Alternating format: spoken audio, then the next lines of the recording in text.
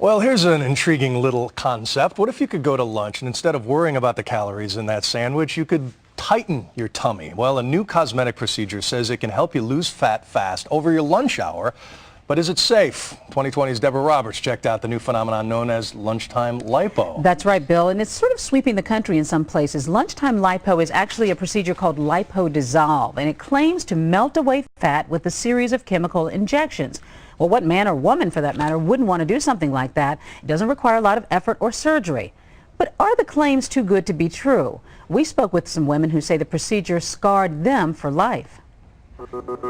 Marketed by some spas and doctors' offices as the hottest thing since Botox, with reportedly tens of thousands of procedures completed, it was enough to entice Paige Tate and Annette Clark, both 30-something moms who are slim but fighting that pesky stomach flab. And 30-year-old Gigi Hinton, with a nearly perfect body, simply hoped to trim her thighs and knees. All of the women say they were told by different spas in California, Missouri, Texas, and Illinois that Lipodissolve was perfect for them.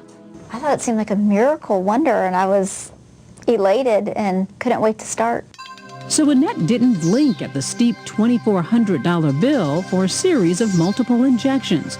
The other women paid $3,000 to $4,000. They gave me about 6 injections across my abdomen. Time I got home, I looked like I was 8 months pregnant.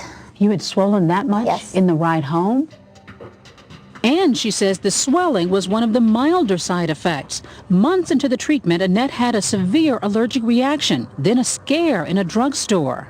My whole body, just covered in hives, itching really bad. I became very hot as I'm waiting for my medication to be filled. I wake up in an ambulance. Annette soon gave up on Lipodissolve. And so did Gigi, who says after a second round of nearly 20 injections, her treatments turned nightmarish. This is what her knee looked like. It really seemed like something started to eat away at the skin beneath. It sounds like you had been injured or burned. It looked like that. Even the nurses in the spa said they never saw anything like that before. But if Gigi had simply looked on the internet, she would have found plenty of horror stories.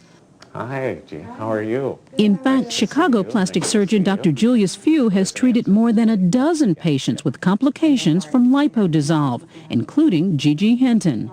There was still some numbness in the area. Whatever substance was injected basically caused the fat and the underlying tissue to die.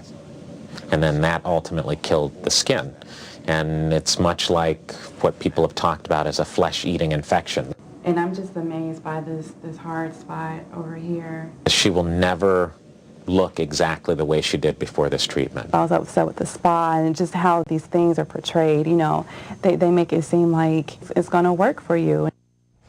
Because there have been a few complaints around the country, or so many complaints, some of these spas have actually gone bankrupt, Bill.